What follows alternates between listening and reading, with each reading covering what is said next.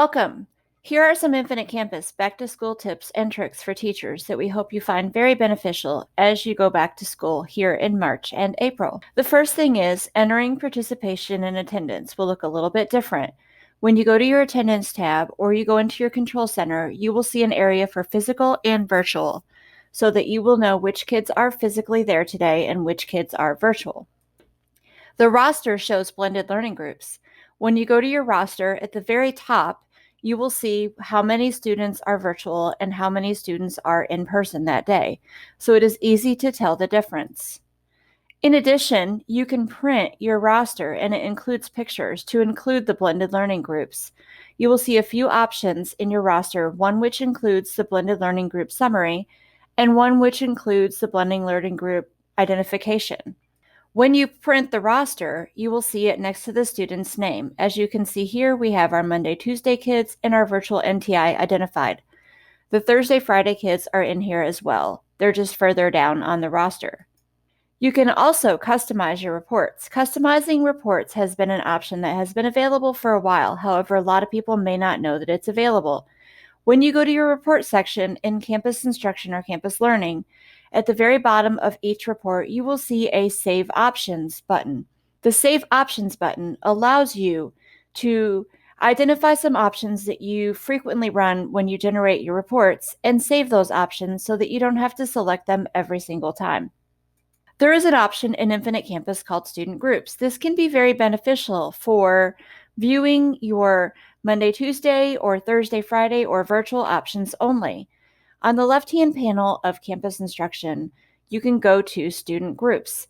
In Student Groups, once you create them, it allows you to identify which student group you want to view in your gradebook, or even assign a certain student group assignments automatically while exempting others.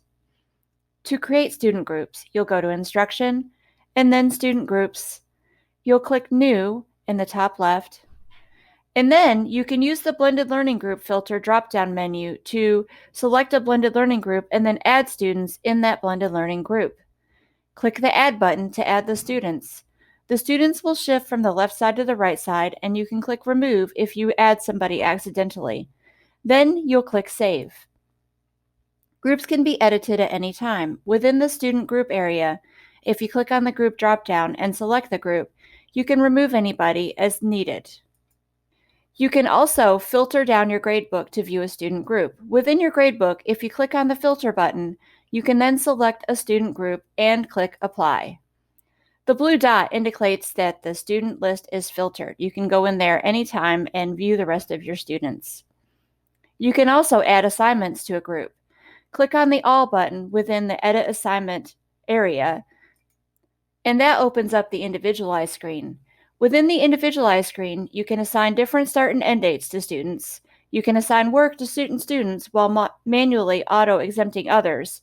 You can also assign work to a specific student group while exempting the rest. Once you exempt students, the exempted assignments show in gray. Those students are not responsible for completing that assignment, and it is easy to tell who is assigned to the assignment and who has been exempted. You can also create seating charts that can be beneficial. Now, seating charts don't show you your student group, so you will need to identify or you'll need to know who is there and who is not on Monday, Tuesday, Thursday, Friday. So you may want to print your rosters as shown in the directions above ahead of time. When you're creating your student group seating chart, you can go into the seating chart name and identify it.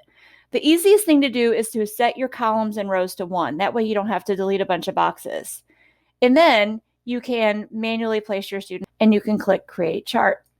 When you go in there, all you have to do is drag people from the top to the bottom and identify them and line them up in your workspace. So here we have 6 students in the seating chart. You can put in 9, 12, however many you need to. Click Expand Workspace to get more room, or Contract Workspace if you get too much room, and just drag the students into whatever order they are displaying in your classroom. Then you can click Save.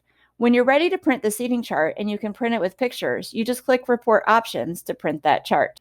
To open a seating chart after the seating chart has been created, you go into the seating charts option, you select your seating chart, and you click Open. If there are multiple, they will all display in that drop down.